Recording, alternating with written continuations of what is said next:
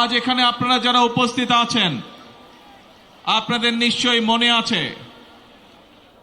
অতীতের এই সামান্য কয়েক বছর আগের ঘটনার কথা, 2 থেকে 3 বছর আগের ঘটনার কথা। আজ এখানে আমরা শান্তিপূর্ণভাবে এই সমাবেশের আয়োজন করছি, কিন্তু মাত্র কয়েকদিন আগের কথা, এই রাজপথ, এই আশেপাশের দালান কোঠা, এই এলাকার প্রতিবেশী ভাইয়ের বোনেরা সকলে সাক্ষী আছেন যে এখানে যখন বিএনপি, শ্রমিক দল, যুব দল, ছাত্র দল, স্বেচ্ছাসেবক মহিলা দল যারাই যখন সমাবেশ করেছে, আমাদেরকে তখন আতঙ্কিত থাকতে হতো কখন সেই স্বৈরাচার বাহিনী হামলা করে বসে। নিশ্চয়ই আপনাদের মনে আছে। আপনারা কি ভুলে গিয়েছেন সেই ঘটনা? ভুলে যাননি। এবং আজ থেকে 2 বছর আগের ঘটনা, প্রায় 2024 সালের 5ই আগস্ট বাংলাদেশের মানুষ স্বৈরাচারকে ছাত্র জনতার আন্দোলনের মাধ্যমে বিদায় করে দিয়েছে এই দেশ থেকে। প্রাণ ফ্রুটো, সময় অসময় ফ্রুটোময়। প্রিয় ভাই বোনেরা, প্রায় 1 যুগের বেশি সময় আমরা কি দেখেছি? আমরা দেখেছি শুধু যে শ্রমিককে তার অধিকার থেকে বঞ্চিত করা হয়েছে তা নয়, শুধু যে ছাত্রদেরকে তাদের অধিকার থেকে বঞ্চিত করা হয়েছে তা নয়, শুধু যে শিক্ষকদেরকে তাদের অধিকার থেকে বঞ্চিত করা হয়েছে তা নয়, শুধু যে নারীদেরকে তাদের অধিকার থেকে বঞ্চিত করা হয়েছে তা নয়, এই দেশের প্রত্যেকটি খেটে খাওয়া মানুষকে তার অধিকার থেকে বঞ্চিত করা হয়েছে। এই দেশের মানুষের রাজনৈতিক অধিকার থেকে দেশের মানুষকে বঞ্চিত করা হয়েছে। বঞ্চিত করা হয়েছিল তাদেরকে তাদের অর্থনৈতিক অধিকার থেকে। প্রিয় ভাই বোনেরা, সেজন্যই এই দেশের মানুষ এই দেশ থেকে ছাত্র জনতা ঐক্যবদ্ধভাবে একত্রিত হয়ে গণ অভ্যুত্থানের মাধ্যমে স্বৈরাচারকে বিদায় করেছে এই দেশ থেকে। আমরা দেখেছি স্বৈরাচারের সময় কিভাবে দেশের অর্থনীতিকে লুটপাটের মাধ্যমে ধ্বংস করে দেওয়া হয়েছিল। আমরা দেখেছি কিভাবে দেশের শিল্প কলকারখানাগুলোকে ধীরে ধীরে বন্ধ করে দেওয়া হয়েছিল এবং এক পর্যায়ে গিয়ে ধ্বংস করে দেওয়া হয়েছিল। এবং বিদেশি জিনিসকে কিভাবে এই দেশে আমদানি নির্ভর করে হয়েছিল, এই দেশের পুরো অর্থনীতিকে কিভাবে ধীরে ধীরে আমদানি নির্ভর করে গড়ে তোলা হয়েছিল। আমরা দেখেছি কিভাবে স্বৈরাচারের সময় এই দেশ থেকে এই দেশের শিক্ষা ব্যবস্থাকে ধ্বংস করে দেওয়া হয়েছিল। প্রাণ ফ্রুটো, সময় অসময় ফ্রুটোময়। আমরা দেখেছি এই দেশের স্বাস্থ্য ব্যবস্থাকে স্বৈরাচারের 1 যুগ সময় কিভাবে ধ্বংস করে দেওয়া হয়েছিল। প্রিয় ভাই বোনেরা, যে কয়টি সেক্টরের কথা আপনাদের সামনে আমি তুলে ধরলাম, এই প্রত্যেকটি সেক্টরে হাজারো লক্ষ কোটি শ্রমিক কাজ করে এবং এভাবেই দেশের প্রত্যেকটি সেক্টরকে ধ্বংস করার মাধ্যমে বাংলাদেশের সকল শ্রেণীপেরা মানুষকে আঘাত করা হয়েছিল। বাংলাদেশের শ্রমিকদের ভাগ্য নিয়ে ছিনিমিনি খেলা হয়েছিল সেই দিন। প্রিয় ভাই বোনেরা, 2024 সালের 5ই আগস্ট মানুষ সেই স্বৈরাচারকে দেশ থেকে বিতাড়িত করেছে। এখন শ্রমিক, শিক্ষক, ছাত্র, নারী, পুরুষ সকলে মিলে এখন হচ্ছে দেশ গড়ার পালা। প্রিয় ভাই বোনেরা, আমার সামনে একটি ব্যানার আছে, সেই ব্যানারের মধ্যে লেখা রয়েছে বন্ধ কলকারখানা চালু করতে হবে। প্রিয় ভাই বোনেরা, বর্তমান সরকার বিএনপি সরকার, জনগণের ভোটে নির্বাচিত সরকার এবং সেই জন্যই সরকার গঠিত হওয়ার পরে সাথে সাথেই আমি সংশ্লিষ্ট ব্যক্তিবর্গকে সাথে নিয়ে বসেছি এবং নির্দেশনা দিয়েছি। এবং আপনারা জানলে খুশি হবেন, এই সপ্তাহে গত 1 মাস আগে আমি নির্দেশনা দিয়েছি যে কিভাবে আমরা কত দ্রুত আমরা বন্ধ কলকারখানা কোনটি কোনটি চালু করতে পারবো, যাতে আবার সেই সকল শ্রমিক যারা কর্মসংস্থান হারিয়ে বেকার হয়ে গিয়েছিল সেই সকল শ্রমিকের কর্মের ব্যবস্থা আমরা করতে পারি। সেই মিটিংটি এই সপ্তাহে আবার নির্ধারিত হয়েছে। ইনশাআল্লাহ বাংলাদেশের অনেকগুলো কলকারখানা যেগুলো বন্ধ হয়ে গিয়েছে বিগত বছরগুলোতে, পর্যায়ক্রমিকভাবে আমরা সেই কলকারখানাগুলোকে আবার চালু করার উদ্যোগ গ্রহণ করেছি। প্রিয় ভাই বোনেরা, শুধু এই বন্ধ কলকারখানা চালু হলেই সকল শ্রমিকের কর্মসংস্থানের ব্যবস্থা হবে না, আমরা জানি। এই শ্রমিকদের পাশাপাশি আরো বহু লক্ষ হাজারো লক্ষ বেকার এখন এই দেশে রয়ে গিয়েছে, যাদের জন্য দেশে আমাদের কর্মসংস্থানের ব্যবস্থা করতে হবে, যাদের জন্য একই সাথে আমাদেরকে বিদেশেও কর্মসংস্থানের ব্যবস্থা করতে হবে। এবং সেই জন্যই আমরা বিদেশি বিনিয়োগকারী সহ দেশীয় বিনিয়োগকারীদের সাথে এরই ভিতরে আলাপ আলোচনা শুরু করেছি। আমরা তাদেরকে উৎসাহ প্রদান করছি, আমরা তাদের বিভিন্ন সমস্যা সমাধানের চেষ্টা করছি, যাতে করে সেই বিনিয়োগকারীরা সে দেশেই হোক অথবা বিদেশি হোক এই দেশে কলকারখানা তৈরি করে। কারণ আমরা জানি এই দেশে কলকারখানা তৈরি হলে এই দেশের শ্রমিকরা কর্মসংস্থানের সুযোগ হবে তাদের। আমরা জানি শ্রমিকরা যদি ভালো থাকে তাহলে বাংলাদেশ ভালো থাকবে। আমরা জানি কৃষকরা যদি ভালো থাকে তাহলে এই বাংলাদেশ ভালো থাকবে। অর্থাৎ সাধারণ খেটে খাওয়া মানুষ যখন ভালো থাকবে তখনই এই দেশ বাংলাদেশ ভালো থাকবে।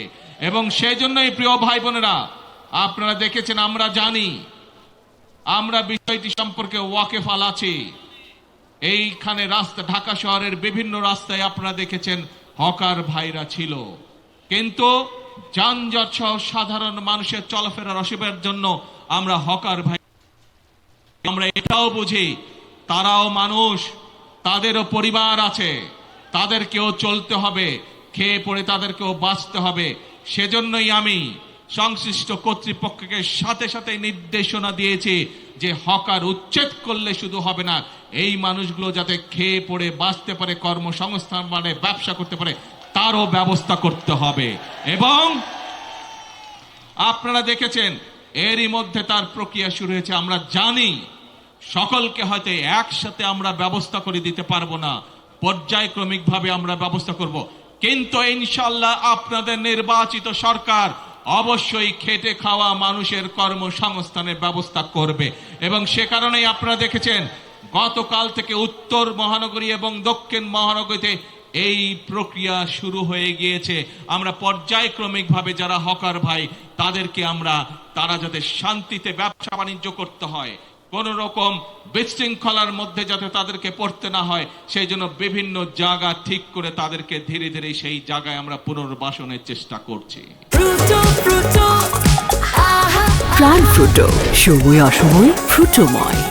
আমরা নির্বাচনের 12 তারিখে নির্বাচনের আগে আমরা বলেছিলাম এই দেশকে পাই, এবং শুধুমাত্র নির্বাচনের আগে নয়, আপনাদের নিশ্চয়ই কম বেশি সকলের মনে আছে আমরা আজ থেকে প্রায় 2.5 বছর 3 বছর আগে বাংলাদেশের প্রত্যেকটি সেক্টরকে কিভাবে রাষ্ট্র পুনর্মেরামত করা যায়, কিভাবে সংস্কার করা যায়, তার প্রত্যেকটি 31 দফা আমরা জনগণের সামনে, দেশের মানুষের সামনে উপস্থাপন করেছিলাম। মনে আছে আপনাদের? মনে আছে।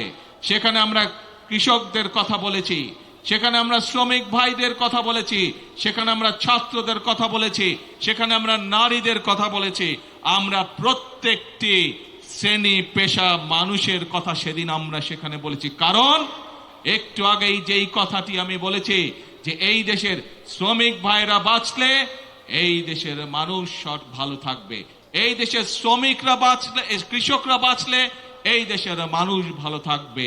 সেজন্যই আমরা কৃষক ভাই সহ, শ্রমিক ভাই সহ, ছাত্র জনতা প্রত্যেকটি মানুষের জন্য এই সরকার কি করতে চায় তার পূর্ণ বিবরণ আমরা আমাদের 31 দফার মধ্যে তুলে ধরেছি।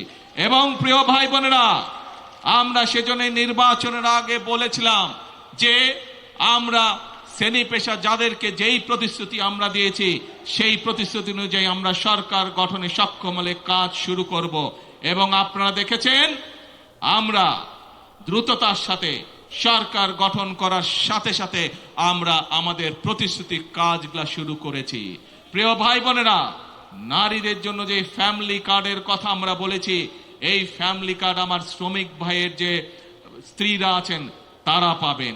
এই ফ্যামিলি কার্ড আমাদের কৃষক ভাইদের যে স্ত্রীরা আছেন তারা পাবেন। একইভাবে আমাদের প্রাইমারি শিক্ষক যারা আছেন তাদের স্ত্রীরা পাবেন। অর্থাৎ এটি সকলের কাছে ধীরে ধীরে সকল পরিবারের কাছে পৌঁছবে। শ্রমিক ভাইরা যেরকম একদিকে কলে কারখানায় পরিশ্রম করে, কলকারখানাকে পরিশ্রম করে যেরকম দেশের অর্থনীতিকে মজবুত করে গড়ে তুলতে সহযোগিতা করবেন, একইভাবে রাষ্ট্র তার পরিবারের পাশে দাঁড়াবে যাতে তাকে পরিবারকে নিয়ে দুশ্চিন্তা করতে না হয়। একইভাবে আমরা ধীরে ধীরে দেশের শিক্ষা ব্যবস্থাকে গড়ে তুলতে চাই যাতে করে খেটে খাওয়া মানুষের সন্তানদেরকে লেখাপড়া নিয়ে চিন্তা করতে না হয় তাদের সন্তানদের জন্য। প্রিয় ভাই বোনেরা, একইভাবে আপনারা দেখেছেন আমরা কৃষক ভাইদের পাশে দাঁড়িয়েছি। কৃষক ভাইদের 10,000 টাকা পর্যন্ত কৃষি ঋণ আমরা মৌকুফ করে বলেছিলাম, সেই কৃষি ঋণও আমরা মৌকুফ করেছি। প্রিয় ভাই বোনেরা, আমরা শুধু কৃষক ভাইদের কৃষি ঋণই মৌকুফ করিনি, আমরা একই সাথে বলেছিলাম যে তাদেরকে আমরা কৃষক কার্ড দেব। সেই কৃষক কার্ড দেওয়ার কাজও আমরা প্রিয় ভাই বোনেরা শুরু করেছি। প্রিয় ভাই বোনেরা, আমরা বলেছিলাম এই দেশের আমাদের যে পরবর্তী প্রজন্ম আছে তাদের ভেতর থেকে আমরা পেশাদার খেলোয়াড় তৈরি করতে চাই। আজ কৃষক পরিবারের সদস্য হোক, শ্রমিক পরিবারের সদস্য হোক, শিক্ষক পরিবারের সদস্য হোক, এইরকম হাজারো পরিবারের সদস্যদের সন্তানরা আছে যারা খেলাধুলায় ভালো। আমরা আমাদের সেই খেলোয়াড়দেরকে বের করে নিয়ে আসতে চাই, তাদেরকে আমরা প্রশিক্ষণ দিতে চাই এবং একই সাথে প্রশিক্ষণ দেওয়ার মাধ্যমে আমরা আন্তর্জাতিক পর্যায়ে আমাদের খেলোয়াড়দেরকে তুলে ধরতে চাই। এবং তারই অংশ হিসাবে শহীদ রাষ্ট্রপতি জিয়াউর রহমান যেমন এই দেশের শিশুদের ভিতর থেকে যারা প্রতিভাবান তাদেরকে যেভাবে উনি নতুন কুড়ির মাধ্যমে, নতুন কুড়ি প্রতিযোগিতার মাধ্যমে ধীরে ধীরে বের করে নিয়ে এসেছিলেন, আমরাও ঠিক সেই কাজটি শুরু করেছি। নতুন কুড়ি প্রতিযোগিতার মাধ্যমে আমাদের আগামী প্রজন্মের ভিতরে কারা ভালো খেলোয়াড় আছে তাদেরকে বের করে নিয়ে আসবো। প্রিয় ভাই বোনেরা, আপনারা শুনলে খুশি হবেন, ইনশাআল্লাহ আল্লাহর রহমতে আগামী কাল থেকে আনুষ্ঠানিকভাবে আমরা এই কাজটি শুরু করতে যাচ্ছি। প্রিয় ভাই বোনেরা, শ্রমিক বলুন, কৃষক বলুন, নারী বলুন, যুবক বলুন, যার কথাই বলুন না কেন, আমাদের দেশের অধিকাংশ মানুষ এখনো গ্রামে বসবাস করে। এই গ্রামের মানুষ সঠিক সময়, প্রয়োজনের সময় তারা বিভিন্ন কাজেই হোক, কৃষি কাজই হোক অথবা তাদের ব্যক্তিগত কারণ ব্যক্তিগত কাজই হোক, পানি পায় না। যে পানির অপর নাম জীবন, সেই পানি তারা সঠিকভাবে পায় না। সেজন্যই আপনারা দেখেছেন শহীদ জিয়ার সেই বিখ্যাত কর্মসূচি খাল খনন আমরা শুরু করেছি। যেই খাল খননের মাধ্যমে কৃষক ভাইদেরকে যেমন পানির সুবিধা, সেচ সুবিধা পৌঁছে দিব আমরা, ঠিক একইভাবে গ্রামের মানুষ যাতে সহজেই পানির চাহিদা পূরণ করতে পারে সেটি অন্যতম কারণ এই খাল খনন। এর মাধ্যমে কৃষক ভাইরা যেমন সুবিধা, একইভাবে গ্রামের খেটে খাওয়া সাধারণ মানুষও সেইভাবে একইভাবে সুবিধা পাবে। উপস্থিত প্রিয় ভাই বোনেরা, আজ আমাদেরকে একটি সময় এসেছে যখন আমাদেরকে ঐক্যবদ্ধ হতে হবে।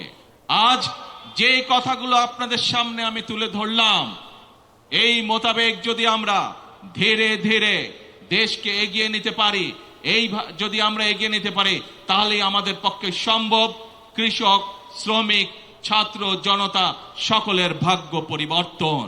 এবং এই মানুষগুলোর ভাগ্য পরিবর্তন হলেই দেশের ভাগ্যের পরিবর্তন একমাত্র সম্ভব।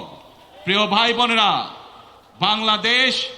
বাংলাদেশের মানুষ 12 তারিখ থেকে আবারও সেই হারিয়ে যাওয়া গণতান্ত্রিক যাত্রা শুরু করেছে। আমরা অতীতে দেখেছি প্রিয় ভাই বোনেরা, যখনই বাংলাদেশ গণতন্ত্রের পক্ষে যাত্রা করেছে, আমরা দেখেছি ধীরে ধীরে এই দেশে মিল কলকারখানা গড়ে উঠেছে।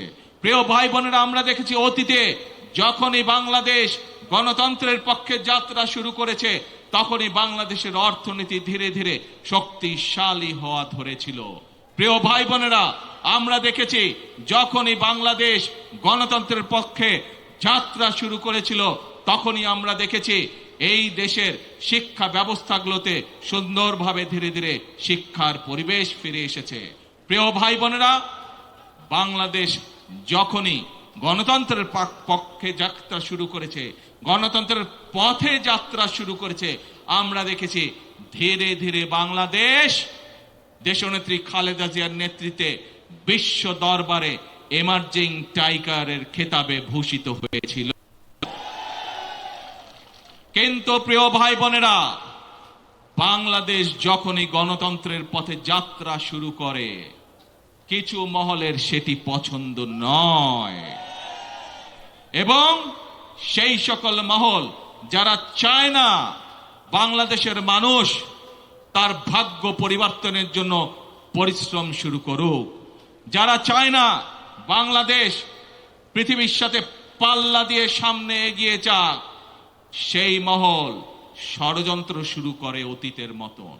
অতীতে যেমন তারা ষড়যন্ত্র করেছিল, প্রিয় ভাই বোনেরা, তাদের সেই ষড়যন্ত্র কিন্তু 12 তারিখের আগে যখন সফল হয়নি, 12 তারিখে যখন তারা দেখলো বাংলাদেশ তো আবার জনগণের সিদ্ধান্ত মোতাবেক চলা শুরু করলো, বাংলাদেশ তো আবার গণতন্ত্রের পথে চলা শুরু করলো, তখন নতুন করে তারা ধীরে ধীরে বিভিন্ন রকম ষড়যন্ত্র শুরু করলো।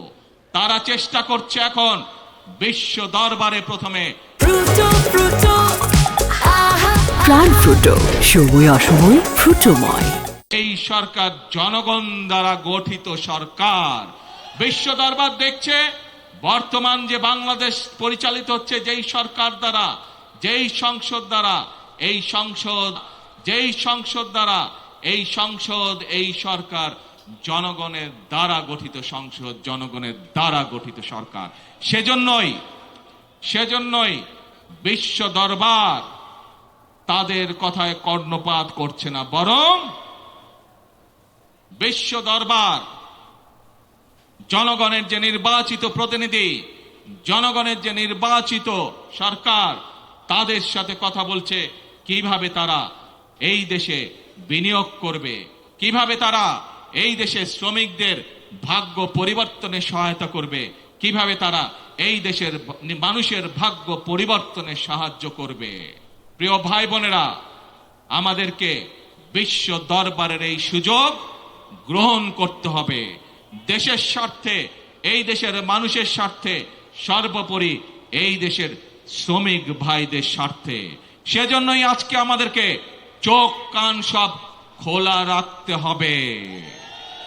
যারা দেশকে বিতর্কিত পর্যায়ে নিতে চায়, যারা দেশে অরাজকতা সৃষ্টি করতে চায়, এরকম যদি কেউ থাকে তাহলে শ্রমিক ভাই সহ দেশের প্রতিটি বাংলাদেশি প্রতিটি মানুষের কাছে আমার আহ্বান থাকবে, আপনাদেরকে সজাগ হতে হবে, আপনাদেরকে সতর্ক হতে হবে, আপনাদেরকে জেগে উঠতে হবে, আপনাদেরকে তাদের ষড়যন্ত্র প্রতিহত করতে হবে, জবাব দিতে হবে, যেভাবে আমরা স্বৈরাচারকে 17 বছর ধরে জবাব দিয়েছিলাম।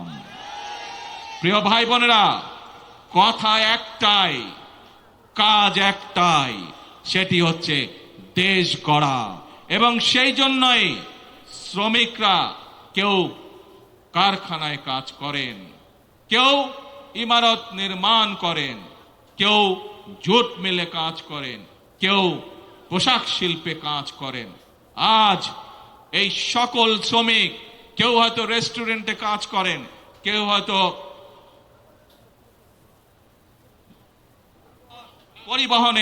পরিবহনে কাজ করেন। প্রাণ ফ্রুটো, সময় অসময় ফ্রুটোময়। বিভিন্ন পর্যায়ে বিভিন্ন শ্রেণীতে শ্রমিক ভাইরা আছেন। আজ সেই শ্রমিক ভাই সকলের উদ্দেশ্যে আমি বলতে চাই, আপনারা যেমন বিভিন্ন সেক্টরে কাজ করেন, আপনাদের খাতায় আমি আমার নামটি লেখাতে চাই একজন শ্রমিক হিসাবে।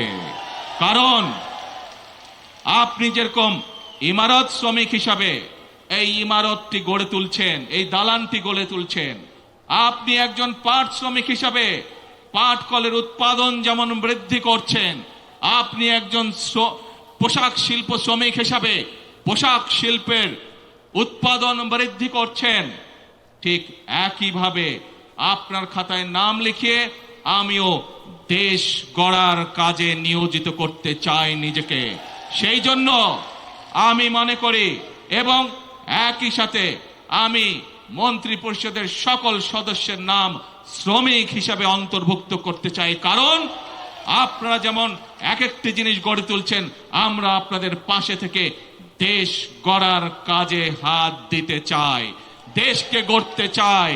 দেশের মানুষ পরিশ্রম করে যেভাবে সামনে এগিয়ে যাচ্ছে, তাদের সাথে থেকে তাদের পাশে থেকে আমরা দেশকে গড়ে তুলতে চাই। এজন্যই প্রিয় ভাই বোনেরা, আমাদের নির্বাচনের সময় স্লোগান ছিল করব কাজ সবার আগে। এইটি হচ্ছে আমাদের স্লোগান, এইটি হচ্ছে আমাদের বর্তমান স্লোগান, এইটি হচ্ছে আমাদের ভবিষ্যৎ স্লোগান। যেই স্লোগানের বলে বলিয়ান হয়ে ইনশাআল্লাহ আমরা এই প্রিয় মাতৃভূমিকে আমাদের প্রত্যাশিত বাংলাদেশ হিসেবে গড়ে তুলতে পারব। প্রিয় ভাই বোনেরা, আজকের এই মহান আন্তর্জাতিক শ্রমিক দিবসে আসুন আসুন আমরা আজকে প্রত্যেকে এখানে প্রতিজ্ঞা গ্রহণ করি।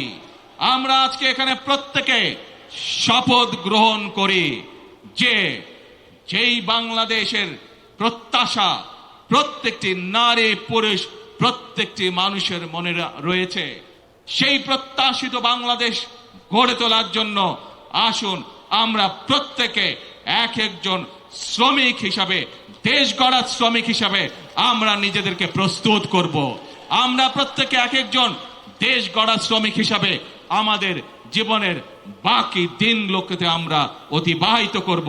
কে ভাইরা, আমরা কি এই প্রতিজ্ঞা গ্রহণ করতে পারি? আমার সাথে আছেন আপনারা দেশ গড়ায়?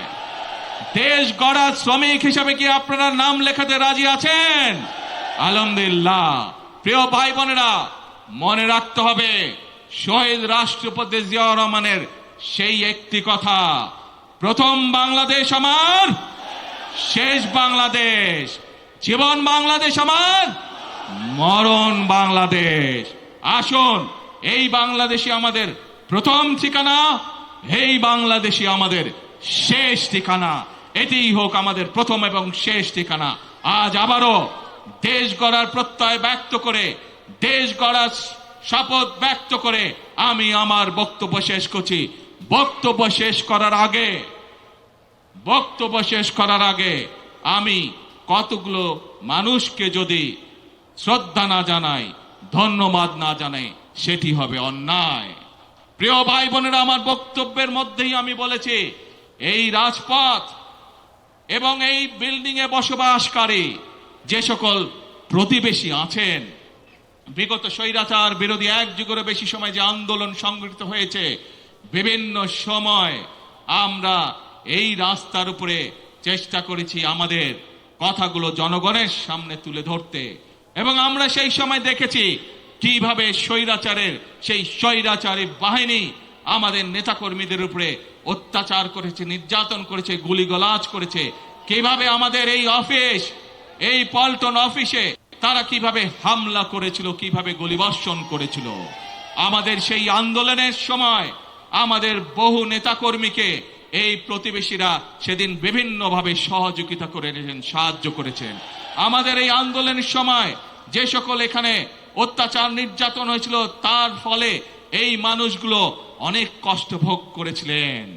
আমি আজ এখানে বসবাসকারী যে সকল প্রতিবেশী আছেন, আমাদের বিভিন্ন দোকানপাট থেকে শুরু করে বিভিন্ন অ্যাপার্টমেন্টের যে সকল প্রতিবেশী আছেন, তাদেরকে আমি আমাদের নেতাকর্মীদেরকে বিভিন্ন সময় সাহায্য সহযোগিতা করার জন্য আমি আন্তরিকভাবে দলের পক্ষ থেকে তাদেরকে আন্তরিকভাবে ধন্যবাদ জানাই। প্রিয় ভাই বোনেরা, আসুন শ্রমিক দিবসে আমাদের সেই হোক প্রতিজ্ঞা। কি প্রতিজ্ঞা মনে আছে? প্রথম বাংলাদেশ আমার, শেষ বাংলাদেশ। জীবন বাংলাদেশ আমার, মরণ বাংলাদেশ। আল্লাহ হাফেজ। বাংলাদেশ জিন্দাবাদ। বাংলাদেশ জাতীয়তাবাদী দল জিন্দাবাদ।